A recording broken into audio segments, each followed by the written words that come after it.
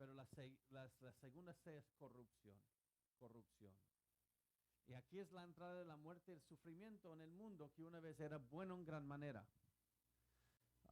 Es por eso se me hace muy interesante cuando alguien a veces busca un problema como el cáncer. Y dicen, si Dios es tan buen diseñador, ¿por qué no pudo diseñar la célula que no pase por esas anormalidades y que haya cáncer? Pero no estás viendo el diseño de Dios tal como es, estás viendo el diseño de Dios bajo maldición por nuestro pecado. Y eso es lo más obvio, porque cualquier cosa que se diseña, si lo usas en contra de las intenciones del diseñador, no te va a funcionar. Si en esta mañana echaste café en tu tanque de gasolina en vez de petróleo, ahora no te quejes porque no te arranca la máquina. Tú lo hiciste. Igual aquí, nosotros estamos en rebeldía en contra del Creador y su santidad. Y después vamos a ver qué es la palabra santidad. Es una palabra cristianiza, por decir, que muchos usan y no entienden lo que quiere decir. Pero eso es por eso que se trae la corrupción al mundo. Pero ahora vamos a entrar para poder seguir hablando del tema del sufrimiento en la tercera C, y esa es catástrofe. Catástrofe. Porque después de la caída pasa un tiempo y sucede algo muy grande en la historia de la Biblia. No sé si han estado en el borde de un enorme cañón. Si no, quizás nunca les ha entrado la inquietud. Así que voy a ponernos en el borde de un cañón para que nos entre la inquietud y luego vamos a responder alguna duda.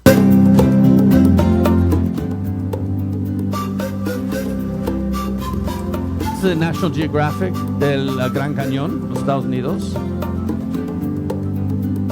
Mira, de aquí a aquí hay algo faltante, ¿no?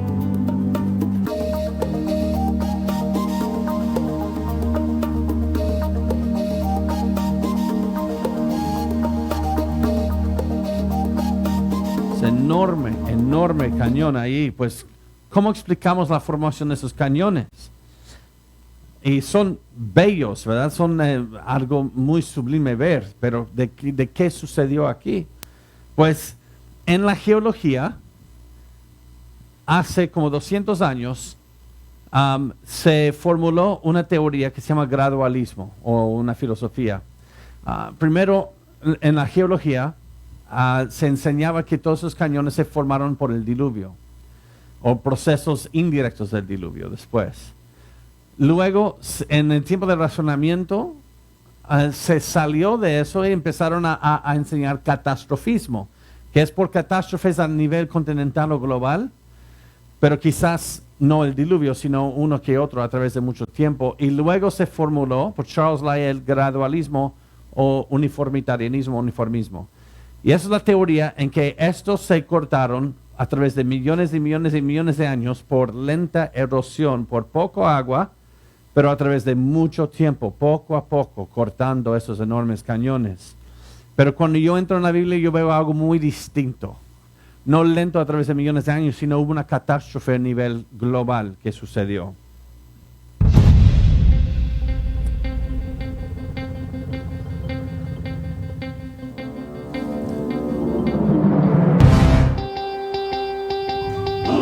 En el año 600 de la vida de Noé, en el mes segundo a los 17 días del mes, aquel día se rompieron todas las fuentes del grande abismo y se abrieron las ventanas de los cielos.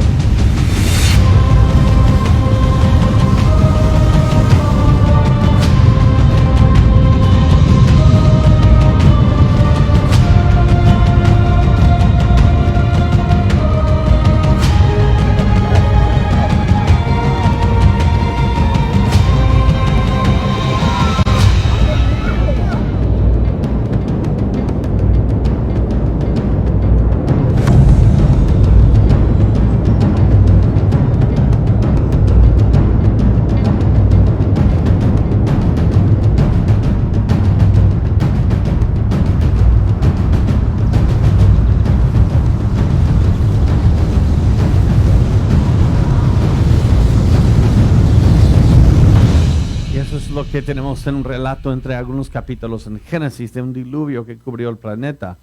Vamos a considerar eso por un momento. Número uno, dice el texto bíblico, que va mucho en contra de lo que uno ve en programas de niños, que la primera fuente de agua venía desde debajo del fondo oceánico, no de arriba.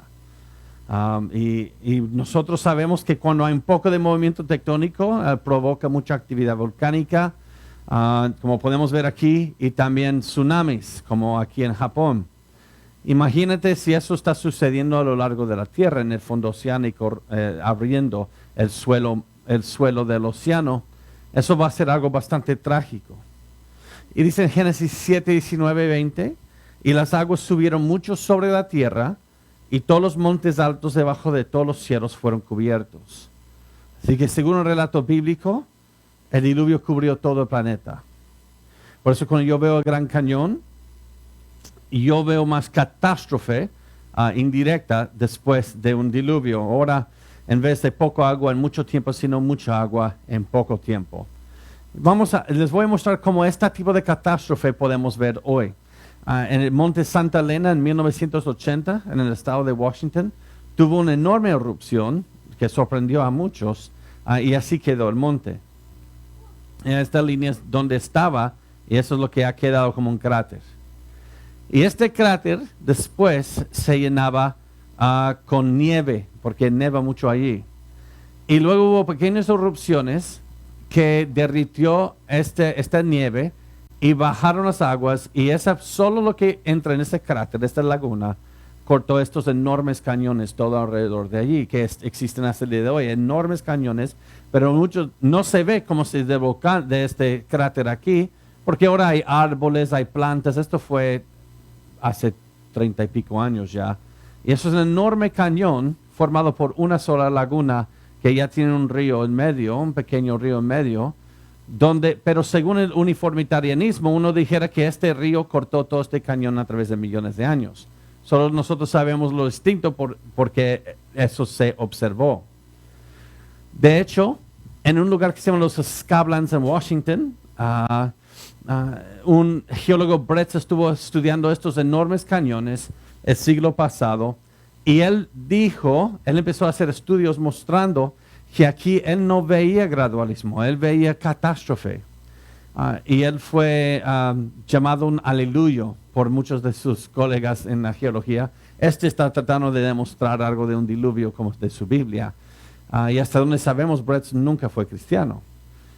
Pero un poco después, al noreste de este enorme cañón, descubrieron dónde salió el agua por un lago que ya no existe, que se llama Missoula. Y ahora hay un consenso que todo esto se cavó entre 1 a 2 días. Todos esos cañones. ¿Cómo hubiera gustado estar allí para ver cómo el agua puede cortar eso en 1 a 2 días? Pero a veces subestimamos el poder del agua. Por eso cuando yo veo el Gran Cañón, yo pienso en eso. Ahora, si quieren entrar más en los procesos geológicos de esto, esto es un precio mexicano, disculpe. En el capítulo 18 de este libro atrás, no sé si todavía queda, solo uno, se trata con eso, desde un profesor de geología va a entrar más en ese tema. Pero vamos a hablar un poco de tiempo acerca de lo más obvio. Y eso es, pero ¿por qué Dios haría algo así? Tenemos que recordar que en Génesis 1:31, después de la creación, y vio Dios todo lo que había hecho, y aquí era bueno en gran manera. Y podemos aún ver un reflejo de eso. En ver las estrellas, galaxias, que dice la Biblia que, como vimos ayer, que proclaman la gloria de su Creador. Vemos muchas cosas bellas en el universo, en el cosmos, hay muchas cosas en armonía, pero también vamos a ver cosas que contradicen eso, como la violencia, violaciones, injusticias, terrorismo, corrupción.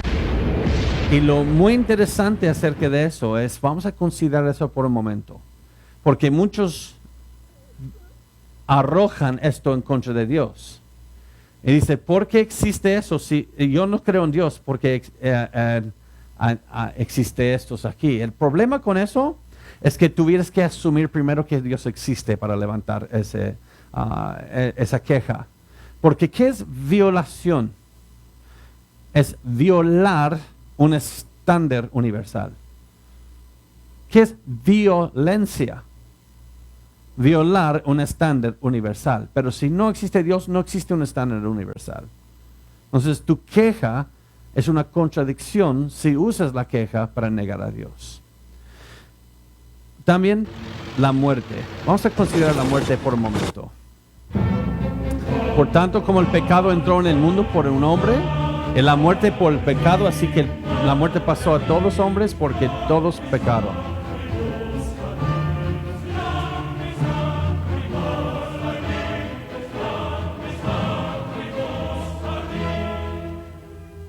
Y esas son cuestiones que todos tenemos que tratar en la vida.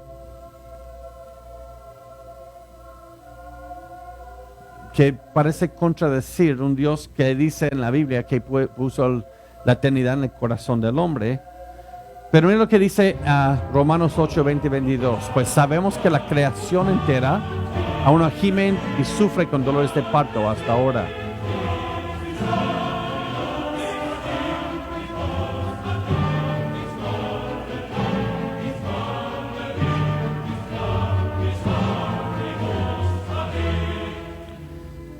Y es por ende que cuando nosotros vemos el Gran Cañón, estamos viendo algo que es bello, pero a la vez es una muestra del juicio de Dios, que Dios es santo, la justicia de Dios.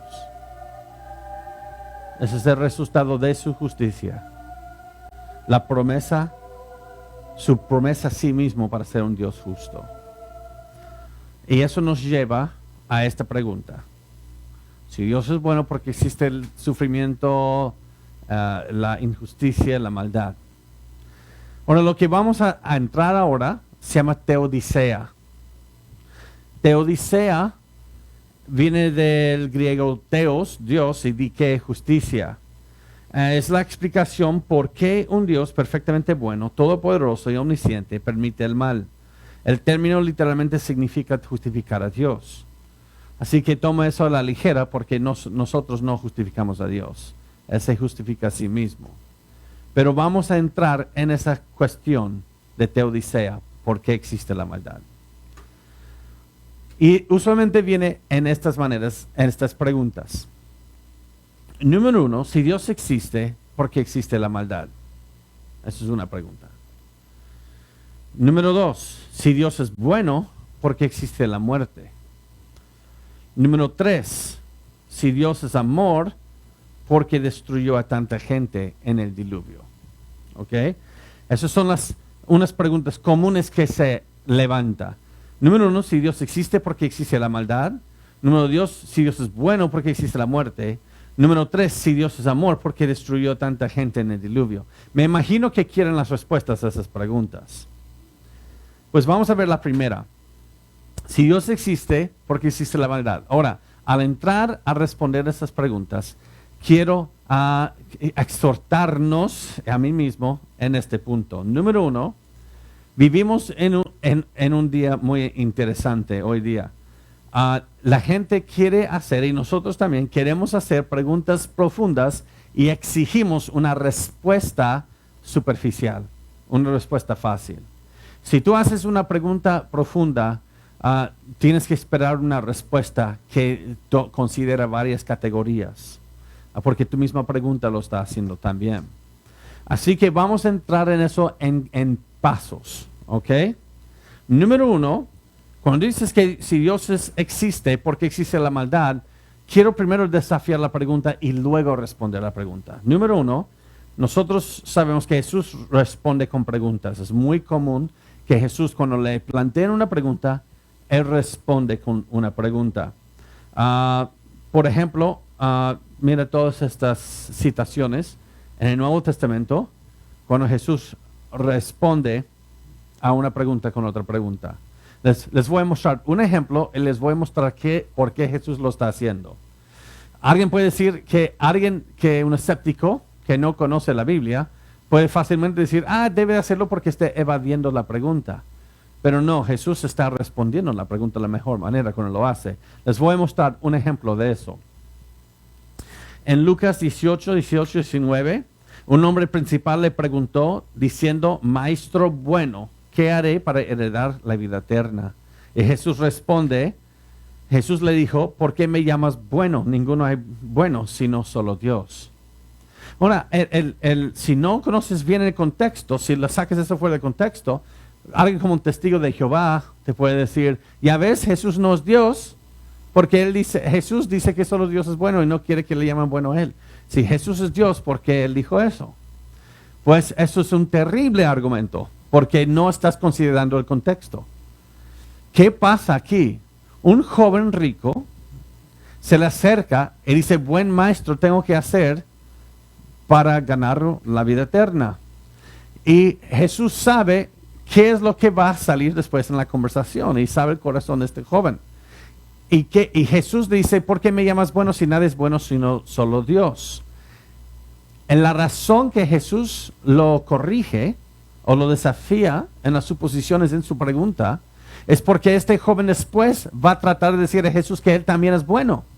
Yo he cumplido con toda la ley desde mi juventud y el joven no lo ha cumplido. Él ha bajado el estándar de la ley para decir, yo soy bueno, no es porque yo he alcanzado el estándar de la ley perfecta de Dios, es porque yo he bajado el estándar a mi nivel pecaminoso.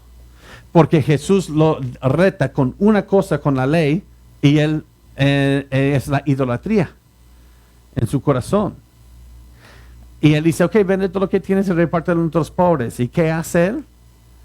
Le da la espalda a Jesús y se va. Entonces, si Jesús permite que él utilice la palabra bueno en la manera relativa en la cual quiere usarla, con Jesús, eso bajaría a Jesús a un nivel de pecaminosidad. Entonces, Jesús le va a desafiar la manera que usa la palabra bueno, desafiar la suposición errónea que tiene en eso. Es muy interesante. Déjales doy un ejemplo muy práctico de hoy. Si ustedes me dicen, hay un pueblo que se llama San Miguel de Allende en México. Y si tú dices, ya que San Miguel de Allende es parte de Colombia, ¿por qué no se come arepas aquí? Porque nunca en México yo veo que la gente come arepas. Ahora, si yo respondo diciendo, no comemos arepas en San Miguel de Allende, México, porque las tortillas son más sabrosas, eso es una terrible respuesta. Porque tu suposición de que pertenece San Miguel a Colombia es equivocada. No puedo responder a esta segunda parte de tu pregunta si no corrijo las suposiciones erróneas. Entonces yo debo responder porque dices que San Miguel es parte de Colombia. No debo responder porque las tortillas son más sabrosas. Si yo digo a ustedes, ya que Honduras pertenece a Europa, ¿por qué hoy están celebrando la independencia? Dices, es porque nos encantan los desfiles, el desfile. Oye, esa es una terrible respuesta. No me debes responder la pregunta directamente. Tú debes desafiar mi error, mi suposición errónea en la pregunta. Tú debes decir, chavo, desde ¿qué es? 1810 en Honduras. 21, oh wow. 11 años después de México, pero el mismo día. México fue en 1810, si recuerdo bien. Pues, tú debes decir, desde 1821 no somos parte de España. Tú me debes desafiar ahí. Es decir, no salgas diciendo que Honduras pertenece a España. ¿Verdad? Y es la misma manera que Jesús responde a estas preguntas. Él está desafiando la suposición errónea en la pregunta. Entonces, vamos a tu pregunta de la maldad. Si Dios existe, ¿por qué existe la maldad? Sí voy a responder a esa pregunta. Pero primero tengo que corregirte. Porque esta es una muy mala pregunta. Porque yo voy a responderte con 3 preguntas primero. Número 1, ok, pero si Dios no existe, ¿qué es la maldad? Tú dices, yo no creo en Dios porque existe la maldad. Yo respondo, ¿qué es la maldad? Entonces, si Dios no existe, no tienes una queja. Porque para que exista la maldad como una categoría, tiene que existir la bondad. No hay manera de que exista la maldad. La maldad es una perversidad de la bondad. La bondad, lo bueno, puede existir sin la maldad, porque no es una perversidad de la maldad. Pero tú no puedes tener la maldad al menos que primero tengas la bondad, porque la maldad es una perversión de la bondad. Entonces no puedes decir que algo es malo si no existe lo bueno para decir esto es malo porque no es bueno. Pero para que existan esas dos categorías, tiene que existir una ley moral universal para distinguir de los dos. Una profesora en Chile este año me trataba de decir que la maldad es algo como una estructura como social, un constructo social. Que algo es malo porque una cultura nada más decide que es malo, no es porque sea objetivamente malo.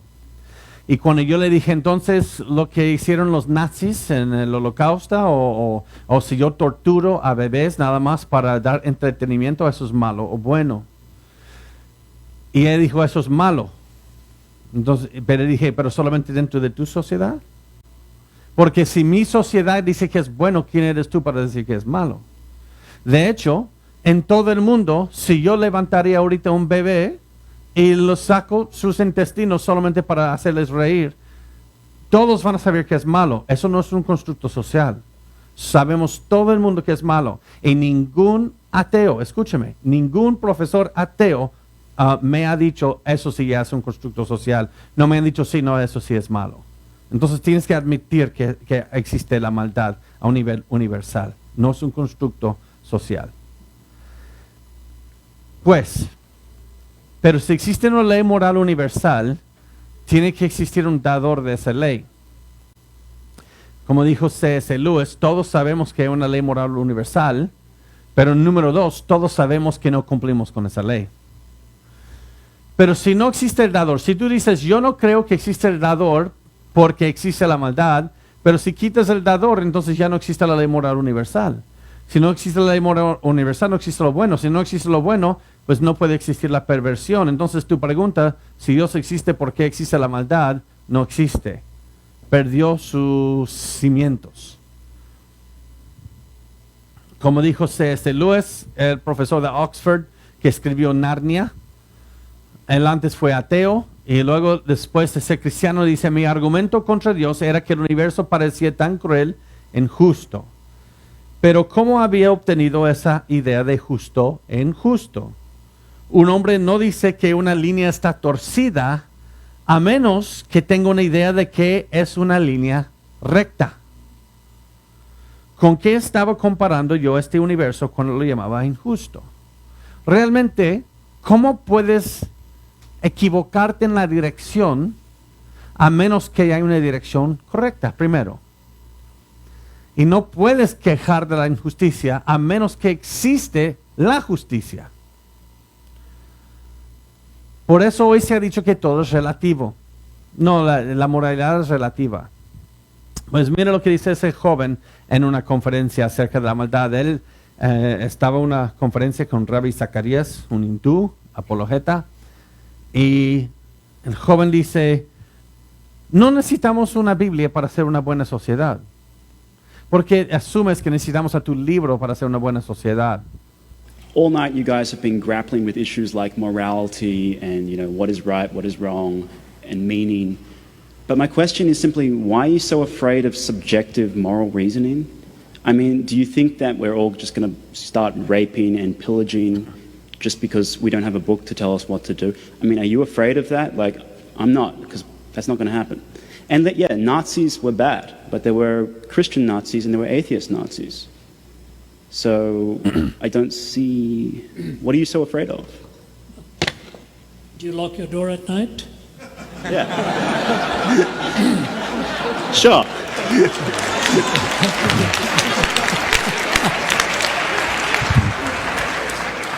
I hear what you're saying. Sounds very cavalier, though. My goodness, if we weren't afraid of all of this, we would not be in a national debt. The billions. China is secular. Sorry? China is secular. Sorry? China is secular. That's right. What does that I mean? mean, they're not raping and pillaging, and neither are we. Oh my, oh my, oh my, oh my. Oh my. Have you read what happened during the Red Guards Rebellion? Have you read what happened during the Boxer Rebellion? Do you know who has killed more people in the 20th century than China and Russia? 60 million apiece? Wow. Y ese es el punto.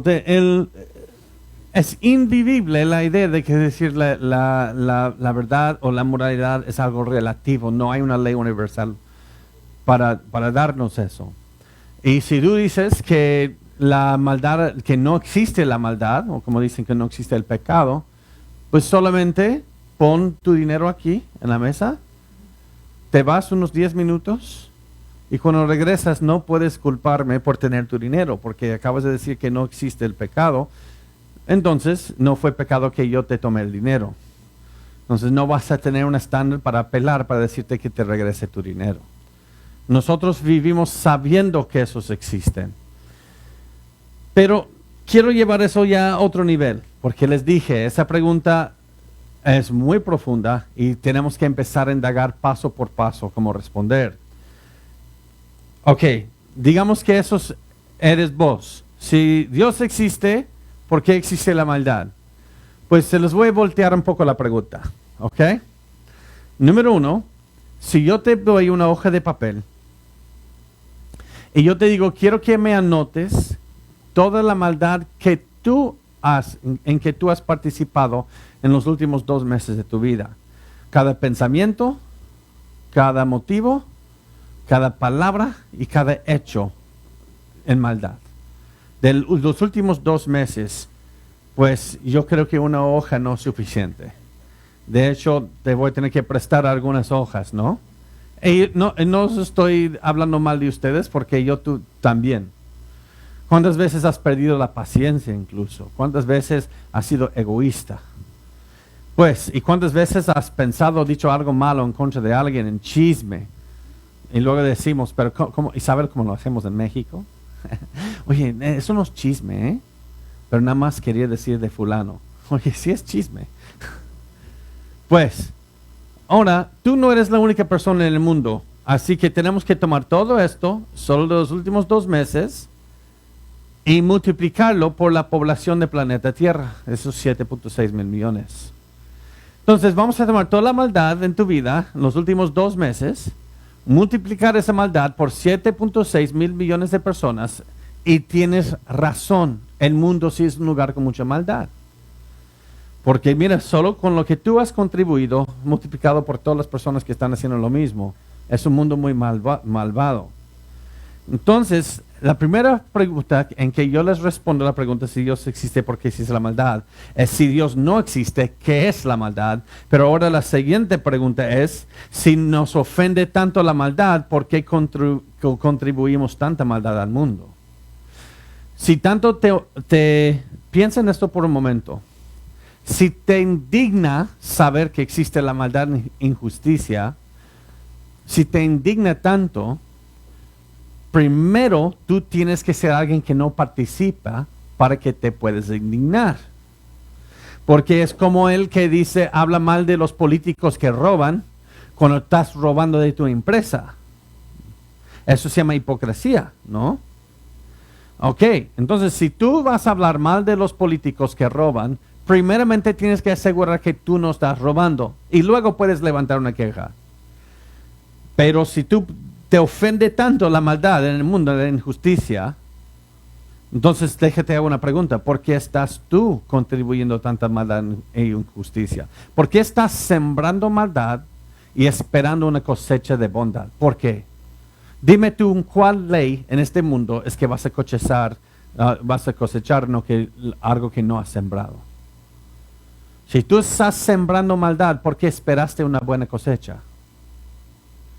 Entonces, ¿quién es la única persona que tiene el derecho de levantar una queja en contra de la maldad?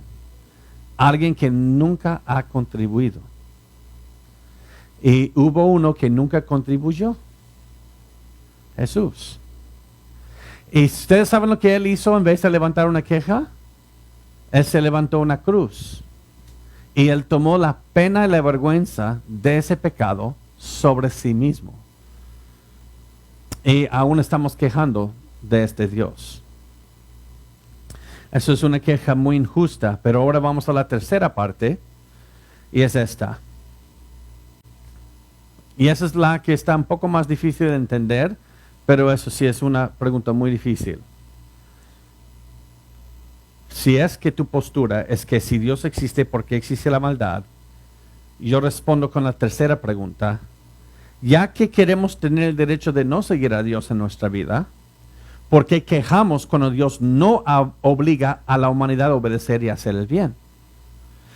En otras palabras, la maldad en el mundo se debe al hecho de que las personas han hecho lo malo. Han tenido la elección de elegir lo malo. Y tú dices que por eso no crees en Dios.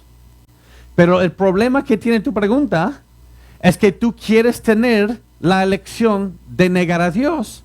Y usas la elección para negar a Dios porque Dios dio la elección a otras personas. Entonces, ¿quieres que Dios te obligue a creer en Él? Porque tú crees que Dios obliga a otras personas a seguir a Él y no a hacer lo malo. Piensa en eso muy bien lo que estoy diciendo. Si tú disfrutas de la libertad de negar la existencia de Dios, entonces ¿por qué usas esa libertad para negarlo? Y tu queja contra Él es que Él dio esa misma libertad a otras personas y ellos eligieron lo malo. Si tú vas a exigir elección por ti mismo, tú tienes que permitir que las otras personas tuvieran la misma elección y eligieron lo malo. Entonces el hecho que existe la maldad no es una razón por la que debes estar enojado con Dios, porque tú también quieres la elección de hacer entre el bien y el mal. Esa pregunta te tienes que pensar una y otra vez, pero tiene mucha razón, mucha razón. Y esas son las primeras 3 preguntas que voy a usar para responder a la primera pregunta de si Dios existe, porque existe la maldad. Pero eso solamente es paso 1. Así que hay que ir grabando o algo para no perdernos aquí. Número 2, si Dios es bueno, ¿por qué existe la muerte? Pero como yo les acabo de mostrar, la muerte no es parte de la creación original. De hecho, la muerte física es parte de la misericordia de Dios también. Mucha gente cuando muere alguien se enojan. ¿Por qué Dios hizo eso? ¿Por qué permitió eso? Y eso es una emoción que tienes, pero eso no lo puedes llevar contigo. Porque si lo contrario fuera verdad, sería peor. Donde no existe la muerte en el mundo como está ahora, sería terrible, sería un infierno. Porque déjenles digo eso.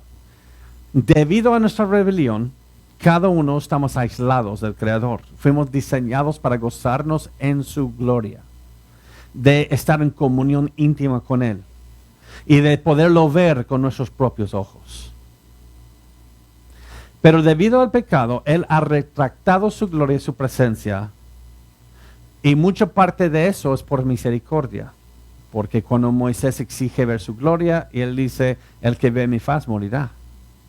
Es porque Dios es santo. Y vamos a hablar al final qué es esa palabra santo. Santo no quiere decir yo no tomo, yo no fumo, no uso malas palabras. Eso no es santidad. ¿Okay? Santidad es algo hermoso, mucho más allá que eso.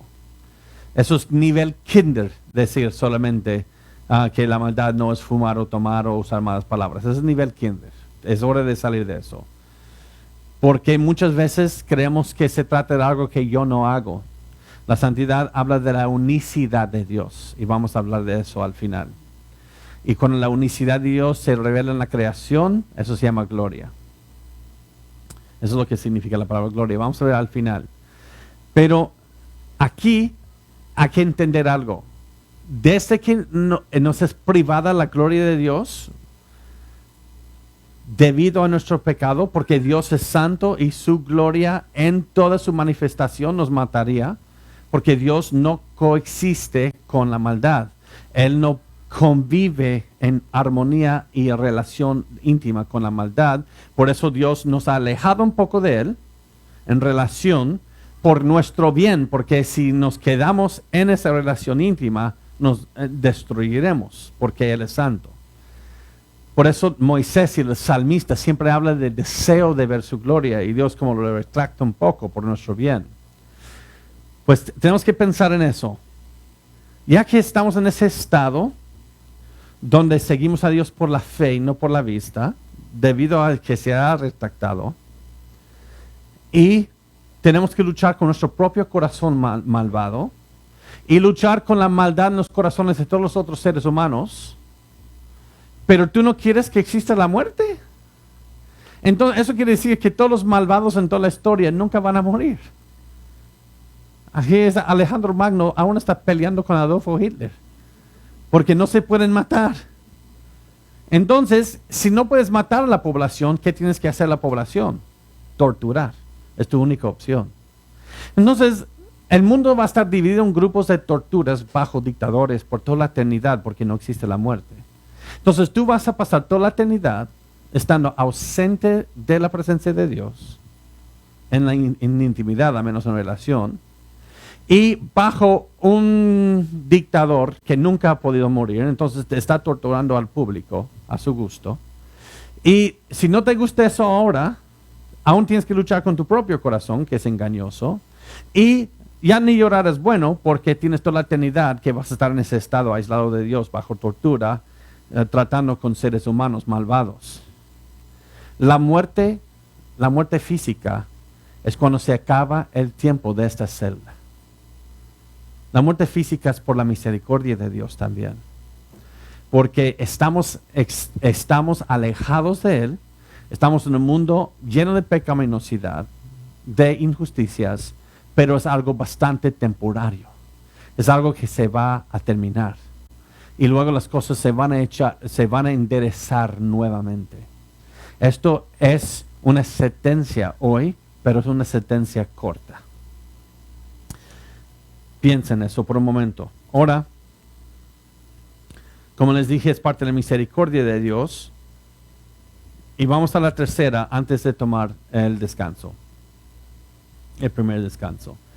Si Dios es amor, ¿por qué destruyó a tanta gente en el diluvio? Piensa en toda la gente que murió en el diluvio. Y también quiero que consideren esto. Todos los que murieron en el diluvio, ¿habrían existido hasta el día de hoy si no hubiera pasado el diluvio? No. Entonces el problema allí en el diluvio solo fue una cuestión de tiempo, porque iban a morir de todas formas, como nosotros. Entonces la pregunta es ¿por qué Dios decidió que murieran en ese momento? Pero vamos a ver esto, vamos a ver este clip de las noticias. Con un referéndum popular celebrado el pasado fin de semana, 66% de la población de Irlanda dijo sí a la derogación de la enmienda constitucional que desde 1983 prohibía el aborto. Y eso es para mí lo más interesante, es que usualmente la gente que dice ¿por qué Dios mató a tanta gente? Es la misma que dice que cuando una mujer mata a alguien en su vientre, eso es su derecho. Entonces, si una mujer que no es la creadora decide quién muere y quién nace, eso es su derecho. Pero cuando el creador del universo decide quién muere y quién vive, eso es injusto. Yo creo que lo tenemos al revés ahí. Es totalmente al revés. Porque vamos a considerar eso. Número uno, tu pecado afecta a otras personas.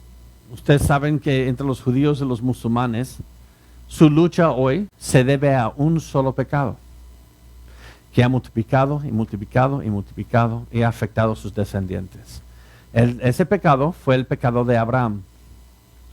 Cuando Abraham tuvo a Ismael con la otra mujer, Ismael es el padre de los príncipes árabes. Y es por eso que los árabes dicen que no, esto es nuestro territorio, Israel, porque nuestro padre fue el primogénito de Abraham.